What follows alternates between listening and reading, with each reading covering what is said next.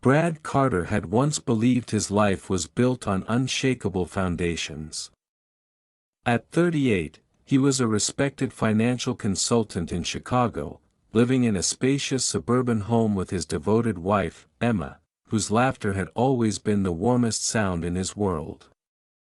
Their marriage of 12 years had weathered ordinary storms, and together they had created what many envied, a stable life filled with promise, savings, and dreams of growing old side by side. Brad was disciplined, sharp, and ambitious, the kind of man who calculated risks for clients with cold precision. But beneath his polished exterior, there lingered an unspoken hunger for excitement, a dangerous craving for something beyond routine.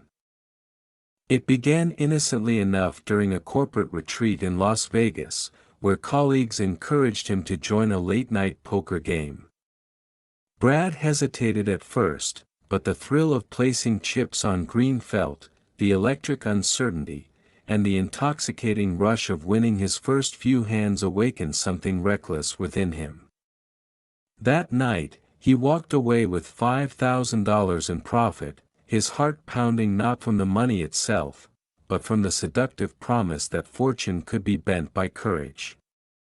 He returned home changed, though Emma noticed only subtle shifts at first, the distracted glances, the late-night sports betting apps glowing on his phone, the increasing stories about business dinners that stretched into the early morning hours. Brad convinced himself he was in control, that his analytical mind made him immune to addiction. Gambling became his secret escape from stress, then his obsession. Weekends disappeared into casinos. Savings accounts quietly drained. Credit cards accumulated balances Emma knew nothing about. He began borrowing against investments, certain each loss could be reversed by the next big win. Yet the odds, indifferent and merciless, slowly dismantled everything he had built. The more he lost, the more desperate he became to recover it. His once brilliant mind became clouded by irrational hope and self-destruction. Emma's concern grew into suspicion as unpaid bills arrived, and their conversations transformed from affectionate exchanges into tense confrontations. Brad lied with increasing ease, promising he was handling everything, even as foreclosure notices loomed over their home. At work, his performance declined, his attention consumed by gambling strategies instead of client portfolios. Colleagues whispered about his erratic behavior. His boss, once a mentor, issued warnings Brad ignored. One devastating night, after losing nearly the remainder of their retirement savings on a series of reckless blackjack hands, Brad sat alone in his car outside the casino, trembling with shame. He stared at his reflection in the rearview mirror and barely recognized the hollow-eyed stranger staring back. But instead of stopping, he doubled down. Believing redemption was one lucky streak away. He sold personal assets. He emptied emergency funds. He gambled not for pleasure anymore, but for survival. Emma finally uncovered the full scale of his deception when collectors began calling the house. Her heartbreak was immeasurable, not merely because of the financial ruin, but because the man she loved had become someone she could no longer trust. Standing in their once beautiful kitchen, tears streaming down her face, she asked him a question he could not answer. Was any of it worth losing us? Brad had no defense, only silence. Yet even then, addiction held him hostage. As his world began to fracture, Brad still clung to the illusion that one final bet could restore everything. He did not yet understand that he was standing at the edge of complete destruction, and that before life could offer him a second chance, it would first have to take everything away. Brad's spiral accelerated with brutal force after Emma confronted him, because shame did not free him from addiction, it drove him deeper into it. The home that had once been filled with warmth became a battlefield of broken trust, sleepless nights, and desperate arguments. Emma tried at first to save him, pleading for counseling, financial intervention, anything that might pull him back from the abyss, but Brad had become a man possessed by illusion. He convinced himself that if he could just recover their losses, he could repair the damage before it became irreversible. Instead, each gamble widened the wound. He liquidated the last of their joint investments without Emma's consent. He secretly borrowed against the house. Every dollar became fuel for the addiction that now ruled him completely. His carefully crafted professional image crumbled as missed deadlines, poor decisions, and erratic absences destroyed his standing at work. Clients lost confidence. His employer, unable to tolerate his decline, terminated him after discovering unauthorized financial misconduct tied to his desperate attempts to cover mounting debts. Losing his career should have been his wake-up call, but addiction rarely surrenders to logic. Unemployed, disgraced, and drowning in debt, Brad spent his days chasing impossible victories in smoky casinos and online betting rooms, each loss feeding a cycle of self-hatred and reckless persistence. Emma, devastated beyond words, watched the man she had loved vanish behind layers of lies and desperation. Their home was eventually seized by the bank after months of missed payments. Packing her belongings into boxes, Emma's grief hardened into painful clarity. She filed for divorce, not out of cruelty, but survival. Brad begged her to stay, making promises he no longer had the strength to fulfill, but his words had become meaningless. Standing at the front door with her suitcase, Emma gave him one final look, her voice trembling with sorrow rather than anger. "I loved you enough to fight for you, Brad. But I can't destroy myself trying to save someone who won't save himself." Her departure shattered what little remained of his emotional stability. Alone in a cheap motel room, surrounded by overdue notices, maxed-out credit cards, and the ruins of his former life, Brad descended into complete despair. Friends distanced themselves. Family calls went unanswered. His reputation was destroyed. Nights blurred into days of gambling, drinking, and crushing regret. He sold his watch, his car, even treasured heirlooms from his late father, sacrificing everything to feed a compulsion that offered only temporary escape.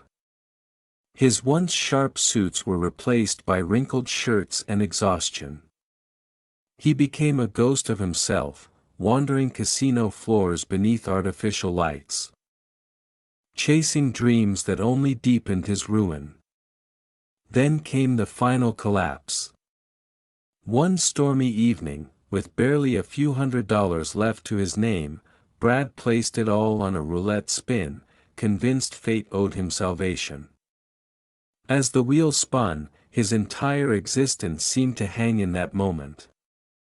But fate remained indifferent. The ball landed elsewhere. In an instant, he lost everything. Completely bankrupt, emotionally shattered, and physically exhausted, Brad stumbled into the rain, standing alone on a deserted sidewalk as water soaked through his clothes. For the first time, there were no more resources to exploit, no more lies to tell, no more bets to place. He had reached absolute bottom. Beneath the cold streetlights, with tears mixing into the rain on his face, Brad confronted the horrifying truth he had spent years avoiding. Gambling had not merely taken his money. It had stolen his identity, his marriage, his career, and nearly his soul. Broken beyond pride, he finally whispered words he had never allowed himself to say. "I need help." It was not redemption. Not yet. But in that moment of total destruction, buried beneath loss and regret, the first fragile seed of change was planted. Brad spent the next several days wandering through the wreckage of his former life with no real destination, carrying a small duffel bag that contained little more than a few clothes, unpaid bills, and the crushing weight of his failures. The glamour of casinos had vanished, replaced by cheap motels, sleepless nights, and the constant ache of hunger.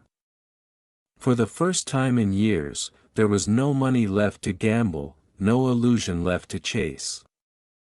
The silence was unbearable because it forced him to hear his own thoughts clearly. Every lie he had told Emma. Every reckless bet. Every dollar destroyed. Every opportunity wasted. He could no longer blame bad luck, temporary setbacks, or outside pressures. The truth was devastatingly simple. He had destroyed himself. One freezing morning, after spending the night in his car before it was repossessed, Brad found himself sitting on a park bench, staring blankly at the gray Chicago skyline. Around him, life moved forward as if his collapse meant nothing to the world. Businessmen hurried to offices. Couples laughed over coffee. Parents walked children to school. Brad felt invisible, as though he had fallen out of society entirely. It was there, in his lowest and most fragile state, that he noticed a flyer taped to a nearby bus stop. Compulsive Gambling Recovery Meeting. You are not alone. Underneath was an address for a local community center. At first, shame told him to ignore it. Men like him, successful men, were not supposed to need group therapy. But pride had already cost him everything. With nothing left to lose, he walked there that evening. The room was small, modest, and painfully honest. Folding chairs formed a circle. Coffee brewed in the corner. Faces of all ages sat quietly, each marked by their own stories of ruin and survival. Brad expected judgment, but instead he found understanding. When he finally stood and introduced himself, his voice cracked with humiliation. "My name is Brad, and I'm addicted to gambling." The words felt like broken glass in his throat, but also strangely liberating. For the first time, he was no longer hiding. Over the following weeks, Brad committed himself to recovery with a desperation stronger than any bet he had ever placed. He attended meetings daily. He found a sponsor, an older man named Robert who had once lost his own family to addiction before rebuilding his life over 15 sober years. Robert's guidance was stern but compassionate. He taught Brad that recovery was not about chasing forgiveness or instant repair.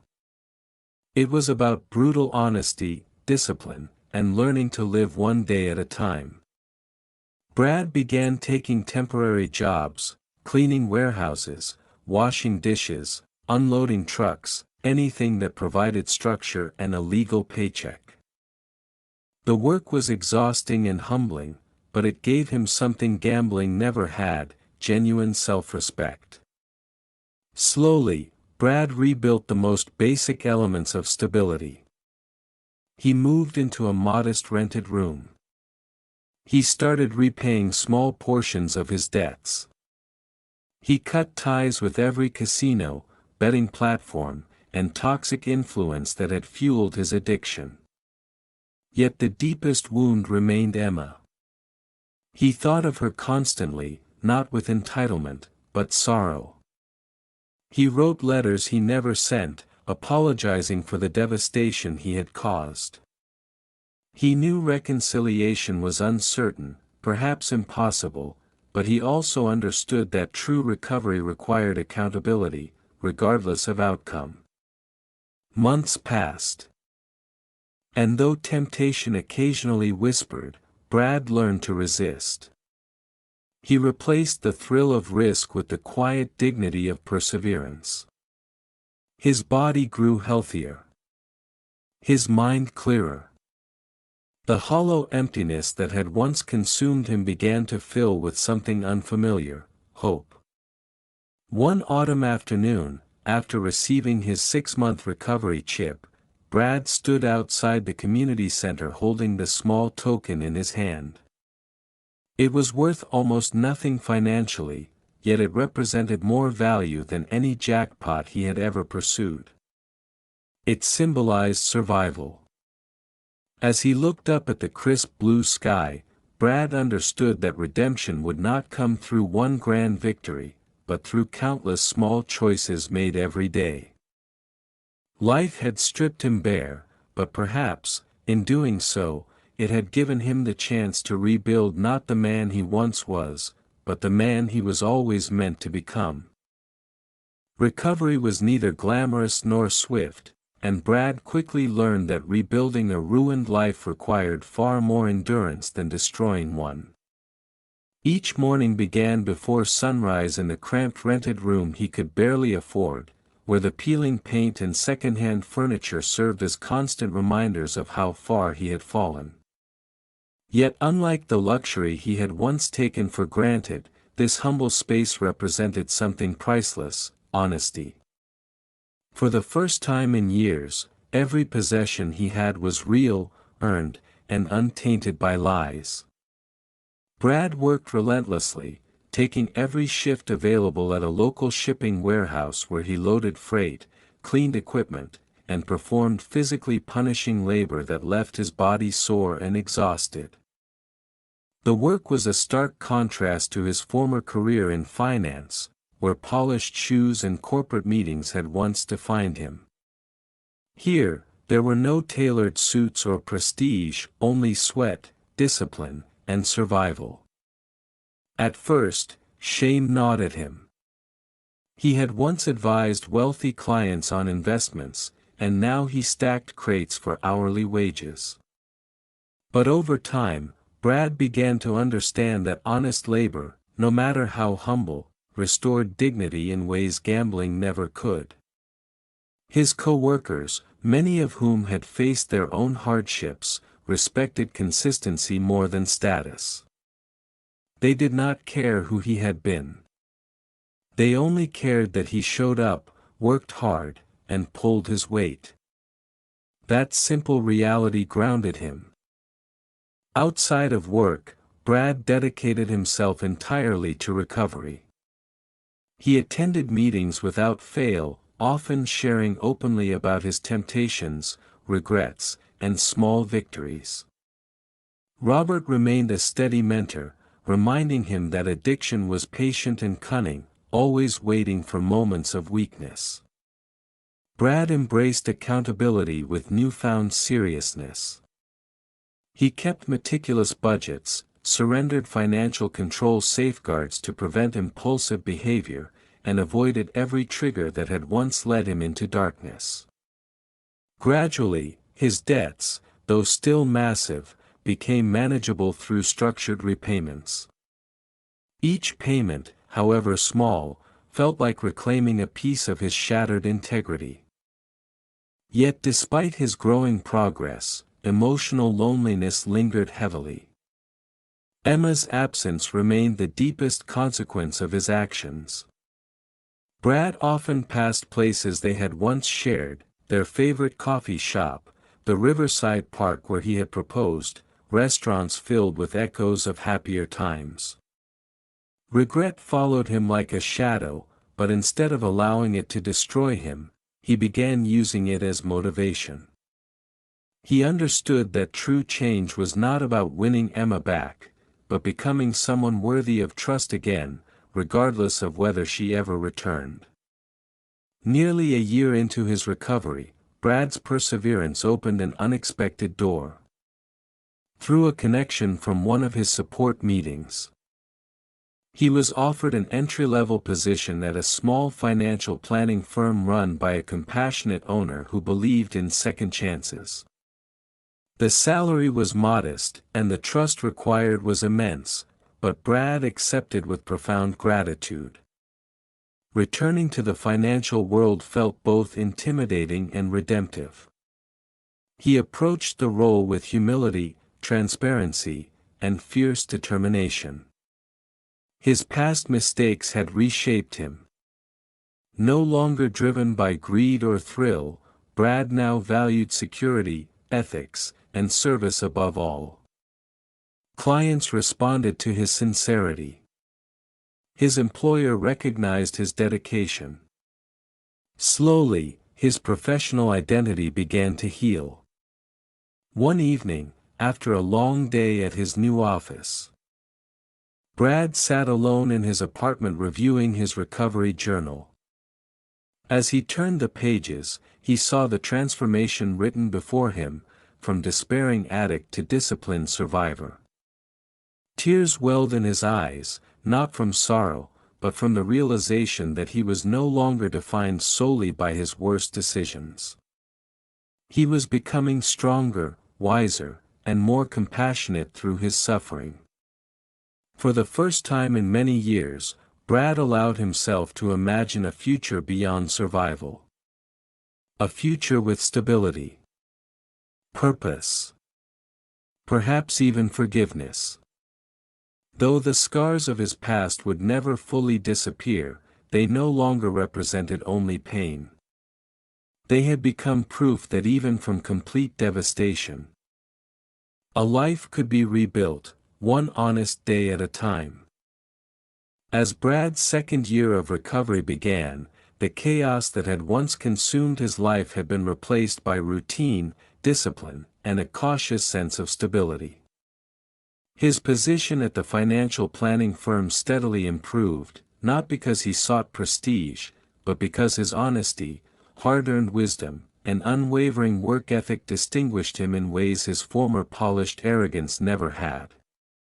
He rented a better apartment, modest but comfortable, and for the first time in years, his bank account reflected security rather than desperation. Yet despite these external victories, one wound remained painfully unresolved. Emma. Her absence was no longer a fresh, unbearable agony, but a quiet ache that lived within him every day. Brad had respected her silence since the divorce. He never tried to force contact, never begged for another chance, because recovery had taught him that genuine remorse required patience, not selfish demands. Still, thoughts of her surfaced constantly, in small moments and quiet evenings, when memories of their life together returned with bittersweet clarity. He remembered her smile over Sunday breakfast, the softness of her hand in his, the way she had once believed in him completely. Those memories no longer triggered self-destruction, but they did inspire reflection. One rainy Saturday afternoon, Brad sat at his kitchen table with a blank sheet of paper before him. He had no intention of mailing it. Robert often encouraged therapeutic writing, a way to process unresolved emotions without expectation. Brad began slowly, uncertainly, then words poured from him with years of buried honesty. He apologized not only for the money, the lies, or the ruined marriage, but for abandoning the person he had once promised to be. He wrote about his addiction, his shame, his recovery, and the painful lessons he had learned. He admitted that Emma owed him nothing, not forgiveness, not friendship, not reconciliation. He simply wanted her to know that her love had not been wasted on a man incapable of change. He wanted her to know that he was finally becoming someone better. By the time he finished, tears blurred the ink. It was the most honest thing he had written in years. Brad folded the letter carefully and placed it in a drawer, assuming it would remain there forever. But life, as he had learned, often moved in unexpected ways. Several weeks later, while attending a charity fundraising event hosted by his firm, Brad saw Emma for the first time in nearly 3 years. She stood across the room speaking with a colleague, elegant and composed, her presence instantly stealing his breath. Time seemed to freeze. She looked older, wiser, perhaps a little more guarded, but still undeniably the woman he had loved more deeply than anyone else. Panic and longing collided within him. Part of him wanted to disappear, fearing he represented only pain to her. But another part understood that true recovery meant facing the past with courage. Brad approached her carefully, his heart pounding harder than any roulette wheel ever had. Emma's expression shifted from shock to uncertainty as their eyes met. For a long moment, neither spoke. Then Brad, with sincere calm, simply said, "Emma. It's good to see you." There were no grand speeches, no manipulative pleas. Only honesty. Emma, though visibly emotional, acknowledged him politely. Their conversation was brief but civil, touching lightly on work and life. Brad sensed her caution, but also noticed something else. Curiosity. She could see the difference in him. The desperation, deceit, and chaos were gone. In their place stood a man marked by hardship, but grounded by humility. Before they parted, Brad made a quiet decision. That evening, he mailed the letter. Not as a strategy, not as pressure, but as truth. Whatever Emma chose to do with it was her right. For Brad, sending it symbolized something profound. He was no longer running from his past. He was finally strong enough to face it with open hands, accepting that redemption was not measured by guaranteed outcomes, but by the courage to live honestly, even when forgiveness remained uncertain. When Emma received Brad's letter, she did not open it immediately. For several days, it sat unopened on her kitchen counter, its presence stirring emotions she had spent years carefully burying. She had rebuilt her own life after the devastation of Brad's addiction, creating stability through pain, therapy, and hard-won independence. The woman who had once left their collapsing home in tears was no longer broken, but neither was she untouched. His betrayal had carved deep wounds that had reshaped her understanding of trust, love, and survival. Seeing him again at the charity event had unsettled her more than she cared to admit. He had seemed different, not polished or persuasive in the way he once had been, but genuinely changed. Still, memory was a powerful force, and caution remained her shield. Eventually, on a quiet Sunday evening, Emma unfolded the letter and began to read. As Brad's words revealed themselves, tears slowly welled in her eyes. There were no excuses within the pages, no attempts to minimize his destruction, no manipulative promises. Only accountability, humility, and sorrow. He had finally named the pain he caused with painful precision. More importantly, he had not written to reclaim her, but to acknowledge her suffering and honor the love she had once given him. For Emma, this distinction mattered deeply. It was the first time she truly felt he understood the depth of what had been lost. Yet forgiveness was not simple. Love, once shattered, did not magically restore itself through words alone. Still, the letter planted something unexpected within her, possibility.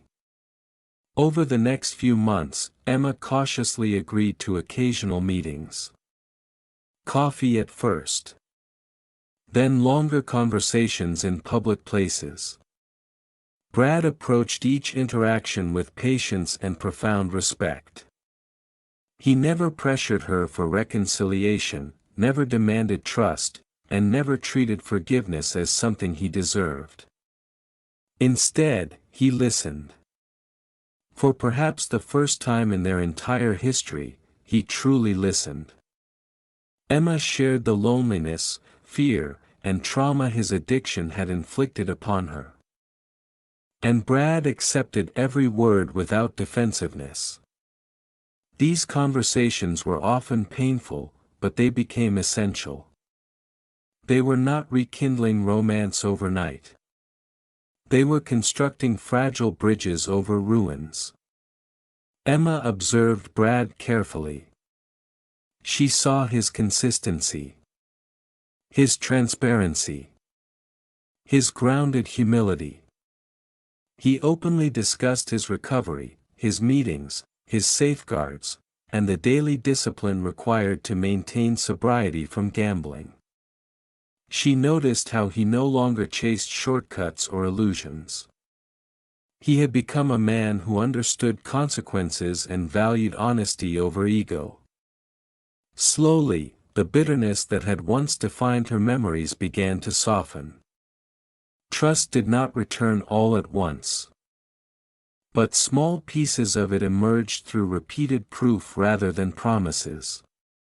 Brad, meanwhile, understood that rebuilding with Emma was not about returning to who they once were. That life was gone. Their marriage had been shattered beyond simple restoration.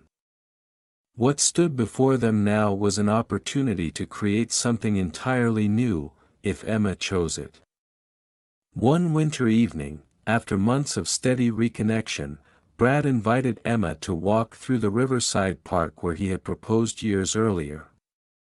Snow lightly dusted the pathways, and the city lights shimmered across the frozen water. There, standing beneath bare trees illuminated by soft street lamps, Brad spoke with quiet sincerity. He told her he would always regret the man he had become, but he would spend the rest of his life proving that his worst mistakes no longer defined him. He asked for nothing except the chance to continue earning her trust, one day at a time. Emma, moved not by grand gestures but by sustained transformation, took his hand. It was not full reconciliation yet, but it was something profoundly significant. It was hope. In that moment, both understood that second chances were not gifts handed freely by fate.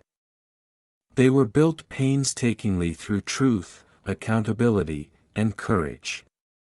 Their path forward remained uncertain, but for the first time since everything had fallen apart, they were walking it together. Rebuilding love after devastation proved far more delicate than either Brad or Emma had imagined, because while hope had returned, the shadows of the past still lingered. Their renewed connection was not a fairy tale resurrection of old romance, but a cautious, intentional process that required patience, vulnerability, and unwavering honesty.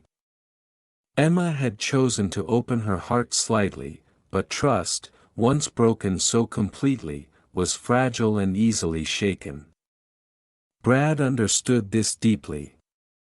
Every action, every word, every financial decision became an opportunity either to strengthen or weaken the fragile bridge they were rebuilding.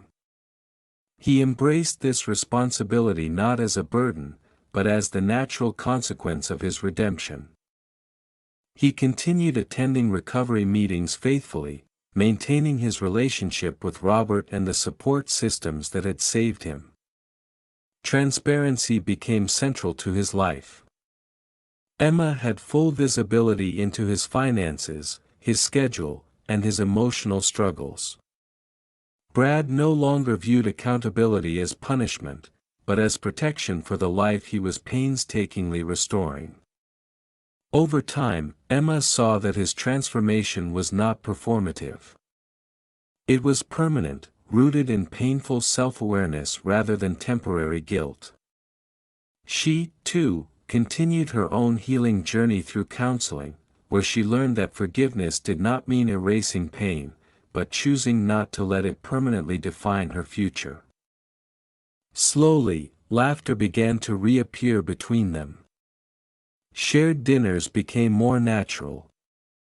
Long conversations once dominated by grief gradually expanded to include dreams, plans, and ordinary joys. They rediscovered pieces of companionship that addiction had stolen, but this time their bond was tempered by wisdom neither had possessed before. Brad's professional life also flourished. His integrity and resilience earned him increasing responsibility at the financial planning firm, where his personal history, once a source of shame, became an unexpected strength. He developed a passion for helping clients avoid destructive financial behaviors, often counseling those facing debt, impulsive decisions, or addictive tendencies. His scars gave him insight that textbooks never could.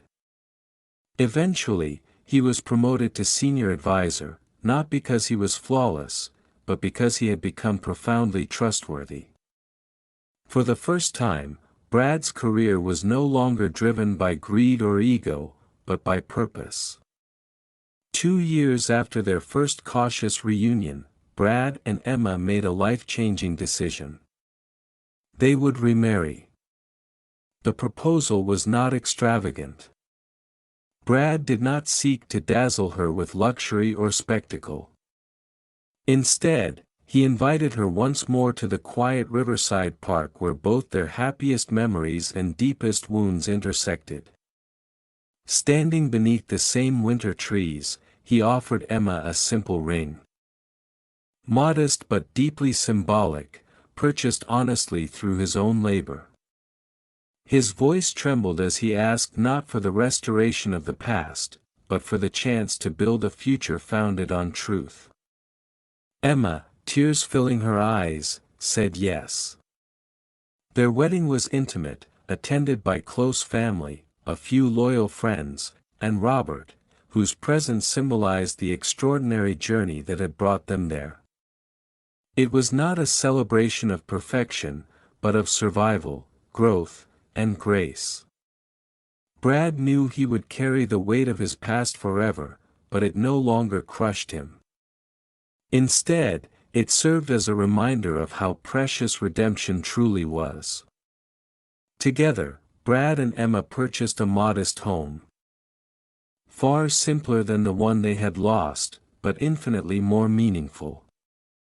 Within its walls, they built something stronger than wealth, security rooted in honesty, mutual respect, and hard-earned love. Brad often reflected on how life had stripped away every illusion he once valued, only to offer him something far greater in return: authenticity. He had lost everything, but through that loss, he discovered who he truly was. Their second chance was not about returning to innocence. It was about creating strength from brokenness. And in that strength, Brad finally understood that true wealth was never measured by money, but by the people, integrity, and purpose one fought to protect. As the years passed, Brad and Emma's new life grew not through extravagance, but through quiet, meaningful victories. Their home was filled not with the hollow symbols of status Brad had once pursued, but with authenticity, peace, and the kind of trust that had been reforged through fire. Morning coffee shared in their sunlit kitchen, evening walks through their neighborhood, and simple laughter over dinner became treasures far more valuable than any jackpot he had ever chased. Brad never forgot how close he had come to losing all of it forever. That awareness remained his anchor. Rather than trying to erase his past, Brad chose to use it. His journey through addiction and redemption became the foundation for a deeper purpose. He began volunteering regularly at gambling recovery centers, initially as a speaker, then as a mentor for men who reminded him painfully of his former self. Broken husbands. Financially ruined fathers. Professionals whose polished exteriors masked devastating inner collapse. Brad spoke to them not as a distant success story, but as someone who intimately understood the seductive destruction of addiction. He shared his failures openly, the lies, the bankruptcy, the divorce, the nights of despair. But more importantly, he shared the truth that recovery was possible, though brutally difficult. His honesty resonated powerfully. Men who had once believed themselves beyond saving began to see possibility in his story. Emma, too, found meaning in their shared experience. While Brad focused on addiction recovery, Emma became involved in support networks for spouses and families affected by compulsive gambling. She understood the silent suffering of those forced to watch loved ones self-destruct, and her compassion became a source of strength for others navigating betrayal, grief, and impossible decisions. Together, Brad and Emma transformed their deepest pain into service. Their marriage, once nearly destroyed, evolved into a partnership rooted not only in love, but in shared mission. Professionally, Brad eventually launched his own financial counseling practice, specializing in debt recovery, ethical wealth management, and addiction-informed financial rehabilitation. His reputation grew steadily, not because he promised quick fixes, but because he embodied genuine transformation.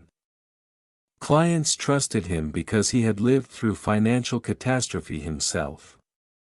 He understood desperation, temptation, and the dangerous psychology of risk in ways traditional advisors often could not. His business flourished, but unlike his old ambitions, success no longer consumed him. Money was no longer a source of identity, but a tool for security, generosity, and impact. Brad and Emma even established a small charitable foundation that funded recovery programs, counseling resources, and emergency support for families affected by gambling addiction. It was their way of turning personal tragedy into lasting hope for others. On the 10th anniversary of Brad's final bet, he stood once again outside the same casino where he had lost everything. But this time, he was not broken, desperate, or enslaved. He was strong, clear-eyed, and profoundly grateful. Beside him stood Emma, her hand resting confidently in his. They were there not to relive pain, but to honor how far they had come. Brad looked at the glittering lights that had once symbolized his destruction and felt no temptation, only clarity. He understood now that gambling had never truly been about money. It had been about emptiness, ego, and escape. Recovery had taught him that fulfillment came not from chasing fortune, but from building substance. As he turned away from the casino forever, Brad realized life had indeed given him a second chance, but not in the form he once imagined. It had not restored his old life. It had given him something far better, a new one built on wisdom, humility, service, and love. The man who once sought salvation through luck had found it instead through responsibility. And in giving back what he had nearly lost, Brad discovered that redemption's greatest reward was not merely surviving his mistakes, but using them to illuminate the path for others. By his mid-50s, Brad Carter had become living proof that even the most devastating failures did not have to define the rest of a person's life. His financial counseling firm had expanded steadily, earning widespread respect for its ethical approach and unique focus on rebuilding lives damaged by reckless decisions, addiction, and financial collapse. Brad was no longer simply a businessman. He had become a mentor, a speaker, and an advocate for responsible recovery. Invitations to conferences, rehabilitation centers, and financial wellness programs arrived regularly, and though public recognition was never his goal, he accepted these opportunities because he knew his story could reach people trapped in the same darkness he had once known. Standing before audiences, Brad often spoke with brutal honesty about how addiction had stripped him of his career, his marriage, his dignity, and nearly his will to live. He did not romanticize recovery. He described it as grueling, humbling, and relentless. But he also emphasized its extraordinary power. His message was simple. No life is beyond repair if one is willing to face the truth completely. Emma remained his greatest partner in both life and purpose. Their remarriage had matured into something far deeper than the love they shared in their younger years. It was no longer built on idealism alone, but on tested resilience. They had faced betrayal, separation, forgiveness, and renewal. Their relationship had survived because both had chosen growth over bitterness. Together, they became symbols not of perfection, but perseverance. They often hosted support retreats for couples recovering from addiction-related trauma, offering practical tools, emotional support, and the rare credibility that only lived experience could provide. Through their foundation, countless families received counseling, emergency housing assistance, and financial education that helped interrupt cycles of devastation before they became irreversible. Brad's greatest pride, however, was not found in professional accolades or charitable achievements. It was found in ordinary moments. Watching Emma smile across the breakfast table. Helping neighbors.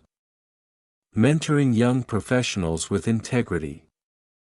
Celebrating years of continued recovery milestones. These simple experiences, once overshadowed by greed and recklessness, had become sacred. Brad understood now that true abundance was measured not by wealth accumulation, but by peace, contribution, and meaningful connection. On the 20th anniversary of his recovery, Brad received an unexpected letter from a young man named Daniel, a former gambling addict who had heard Brad speak during a prison rehabilitation program years earlier. Daniel wrote that Brad's story had inspired him to pursue sobriety, repair his family relationships, and start his own recovery support group. Reading the letter, Brad was overcome with emotion. In that moment, he realized redemption extended far beyond personal healing. His second chance had created ripple effects that reached lives he might never fully know. The destruction he once caused had been transformed into a force for restoration. That evening, sitting on the porch of the peaceful home he and Emma had built together, Brad reflected on the extraordinary journey of his life. He had once believed success meant wealth, power, and external achievement. Then he had lost everything and discovered a harsher truth. Character, not fortune, determines a man's true value. And now, after decades of rebuilding, he understood something even greater. Life's deepest meaning often emerges not despite our greatest failures, but through the wisdom they force us to earn. Emma joined him, resting her head gently against his shoulder as the sun dipped below the horizon. There was no need for grand declarations. Their presence together, after all they had endured, spoke louder than words ever could. Brad smiled softly, overwhelmed not by regret, but gratitude. Life had indeed given him a second chance, but more importantly, he had chosen to honor it.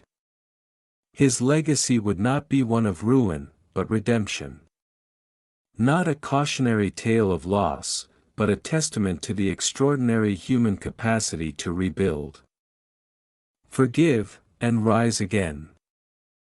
In the twilight years of Brad Carter's life, the echoes of his former destruction no longer haunted him as chains, but served as reminders of how profoundly a person could change when they chose truth over denial.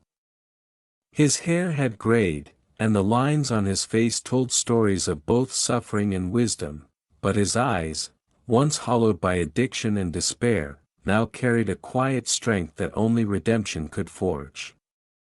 Brad often reflected on the man he used to be, the ambitious professional seduced by greed, the broken gambler consumed by illusion, the husband who had nearly destroyed the one person who loved him most. He did not revisit those memories with self-hatred anymore. Instead, he honored them as necessary chapters in the painful education that ultimately saved his soul. His life with Emma had become the embodiment of grace rebuilt. Together, they traveled, mentored, and continued their advocacy work, helping others navigate addiction recovery, financial collapse, and relational healing. Their love, once shattered, had transformed into something rare and unshakable. It was no longer naive or fragile. It was battle-tested, grounded in transparency, forgiveness, and shared purpose. They celebrated each anniversary not merely as a marriage milestone, but as a triumph over the darkness that had once threatened to consume them both. Brad's Recovery Foundation continued expanding nationally, funding treatment centers, educational outreach, and family recovery initiatives. Thousands of lives had now been touched directly or indirectly by the very pain Brad had once believed would destroy him forever. His books, speeches, and mentorship became powerful resources for those seeking not quick success, but genuine transformation. He was no saint, nor did he pretend to be. Rather, he became something far more powerful, a deeply flawed man who had chosen responsibility, humility, and perseverance over self-destruction. One crisp autumn evening, decades after his final bet, Brad returned once more to the small riverside park where so much of his life had come full circle. It was there he had first proposed to Emma in youthful innocence. There he had later stood seeking her forgiveness. And there, now, he sat beside her on a weathered wooden bench, watching golden leaves drift across calm waters as the setting sun painted the sky in brilliant shades of amber and crimson. Their hands, older but still intertwined, rested comfortably together. "Do you ever wish none of it had happened?" Emma asked softly, her voice thoughtful rather than sorrowful. Brad considered the question carefully, gazing at the horizon. "I wish I had never hurt you," he said honestly. "But if I erased all of it, I might erase the man I became because of it. And I would never trade this life, this truth, for the illusion I once chased." Emma smiled gently, squeezing his hand. In that moment, Brad understood the full meaning of his journey. Life's second chance had not been about recovering lost wealth, status, or even restoring the exact life he once had. It had been about transformation. About being broken completely, then rebuilding stronger, wiser, and more compassionate than before. His greatest victory was not that he had escaped ruin. It was that he had turned ruin into purpose. As twilight settled around them, Brad felt a profound peace that no amount of money or gambling adrenaline had ever provided. He had lived long enough to understand that true success was not measured by what a man accumulates, but by what he overcomes, what he rebuilds, and how deeply he loves after loss. His story, once defined by addiction and devastation, had become one of hope, resilience, and extraordinary renewal. And so, with Emma by his side and gratitude in his heart, Brad Carter closed the final chapter of his life knowing one undeniable truth. Life had given him a second chance, and he had finally learned how to deserve it.